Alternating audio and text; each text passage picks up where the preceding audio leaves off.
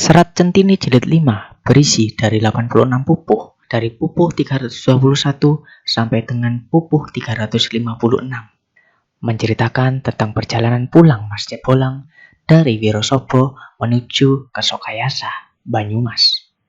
Selain perjalanan Mas Jebolang, ada juga perjalanan Jayeng Resmi, Rencang Kapti meninggalkan Sokayasa menuju Wanataka, dan perjalanan Jayeng Resmi meninggalkan Gunung Karang, Pandeglang, Banten untuk mencari adik-adiknya sampai ke Wanamarta di selatan Gunung Giri, Jawa Timur.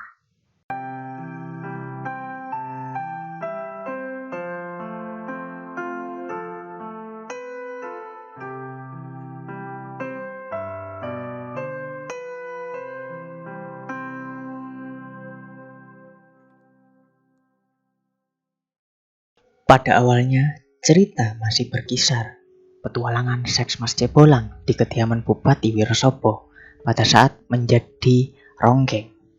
Bupati Wirosobo tertarik dengan santri Nurwitri yang diminta untuk berpakaian wanita.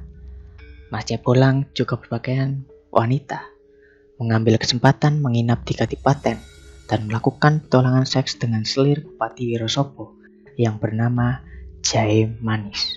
Akhirnya ketahuan, lalu Mas Jebolang melarikan diri ketika hendak ditangkap. Petualangan seks sinden ronggeng ini sekali lagi diceritakan pada akhir buku, yaitu pada saat perayaan pernikahan antara Jayeng Resmi dengan Niken Tambang Raras. Ini adalah satu hal yang kontradiktif dalam Serat Centini.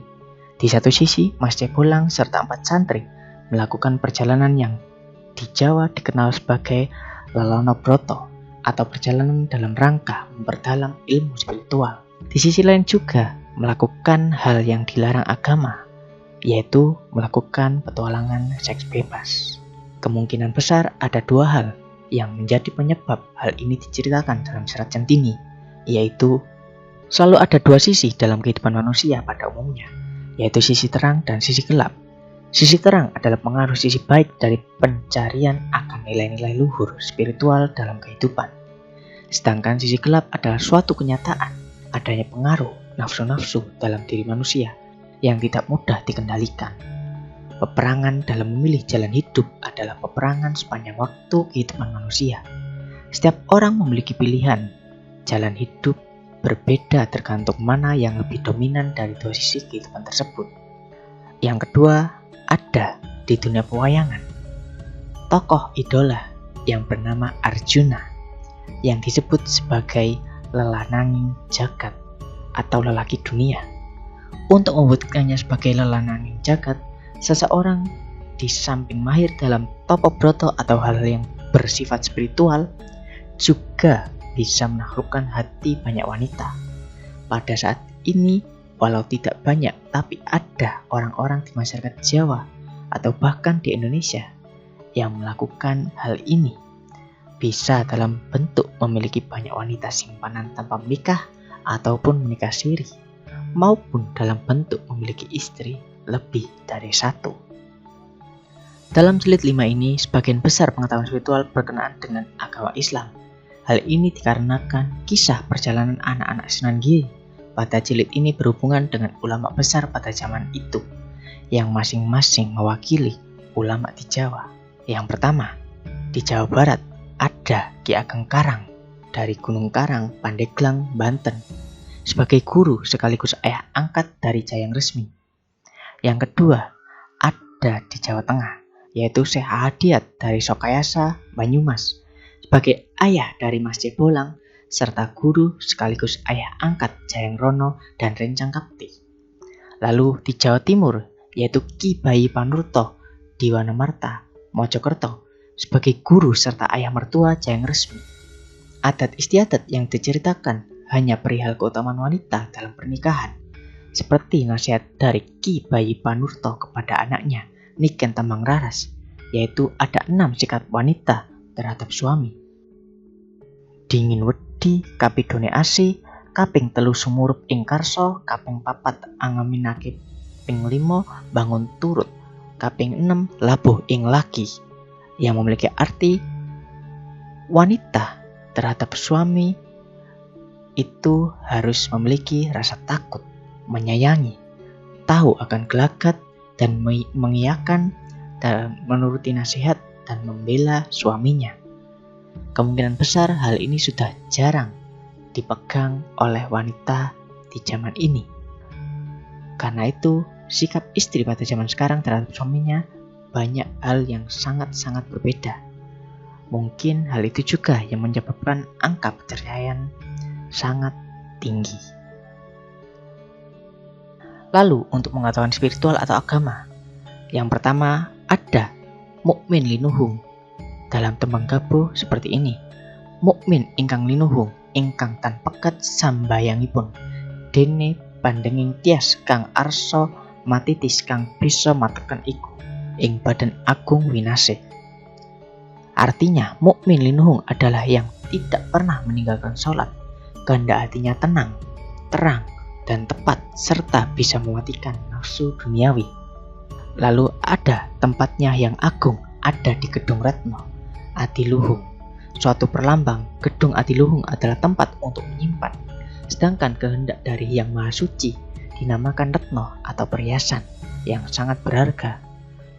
Dan semua itu memiliki arti bahwa perhiasan bumi atau bunganya dunia, yaitu seseorang yang mendapatkan anugerah dan dikasihi oleh Allah Subhanahu wa Ta'ala. Yang ketiga, ada tingkat pendalaman agama dalam tasawuf melalui 4 jenjang. Ada syariat, tarekat, hakikat, dan yang terakhir ada makrifat. Yang keempat, ada istilah curigo mancing rongko, rongko mancing curigo, yang artinya keris masuk ke rangkanya, rangka masuk ke kerisnya. Ini ada perlambang sukma atau roh masuk ke dalam badan, dan badan masuk ke dalam sukma atau roh. Adalah suatu kesadaran antara roh dan badan tidak ada perbedaannya. Dengan melalui cara tertentu, keadaan ini bisa terjadi. Pada keadaan yang umum, roh itu hanya sekedar memberi hidup pada badan, tetapi badan tidak bisa mengontrol keadaan roh. Seumpama pada saat tidur, roh bisa keluar dari tubuh kita, entah pergi kemana, dan pasti akan kembali lagi tanpa bisa kita kontrol dengan sadar. Karena harus ada usaha untuk menyatukan roh dan badan menjadi satu kesatuan yang utuh, menjadi suatu kesadaran.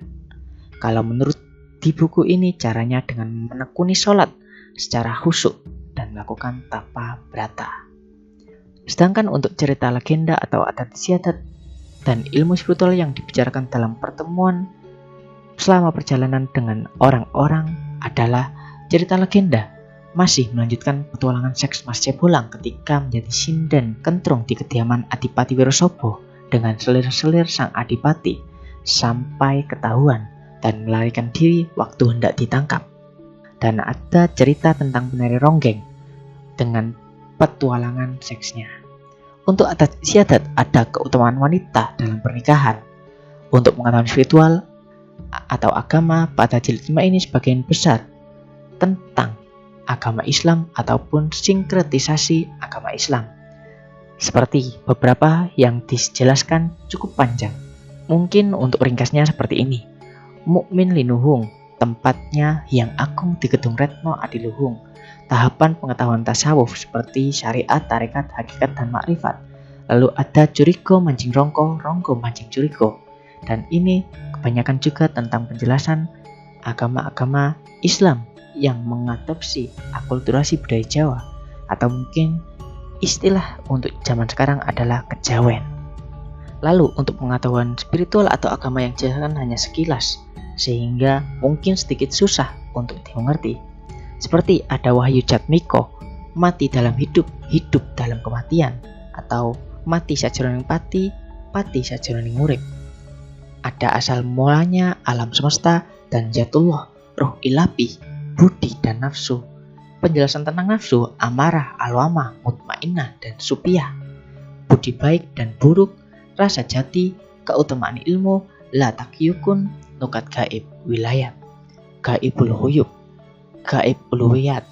Penjelasan tentang malaikat, nabi, wali, mukmin khas, cahaya mujizat, manunggah keramat. Itu semua ada tentang pengetahuan spiritual di jilid 5. Selain itu juga ada suatu hal yang menarik di mana Raden Ngabei Ronggowarsito, pujangga Jawa pada abad ke-18 atas perintah Raja Surakarta yaitu Pakubono ke-7 disuruh untuk menyalin ulang petikan Serat Centini jilid 5 sampai dengan 9. Mungkin sebutannya adalah Serat Centini Bisungsung yang dihadiahkan kepada Raja Belanda, yang sampai saat ini masih tersimpan di perpustakaan Universitas Leiden di negeri Belanda. Pengantar pembuka berisi ringkasan singkat Serat Centini dari jilid 1 sampai dengan jilid 4. Tidak ada yang tahu pasti, sedangkan sebenarnya Serat Centini ini ada 12 jilid. Tidak ada yang tahu. Itulah yang menjadi misteri kenapa hanya disalin jilid 5 sampai dengan jilid 9. Mungkin itu saja yang bisa saya sampaikan dari ringkasan Serat Centini jilid 5. Semoga nanti ada kesempatan akan coba saya jelaskan satu persatu makna-makna dari atau cerita-cerita yang ada dari Serat Centini ini lebih mendalam per bab-babnya. Saya Saifud dan kita akan tetap selalu belajar di Sinau Sastra Jawa.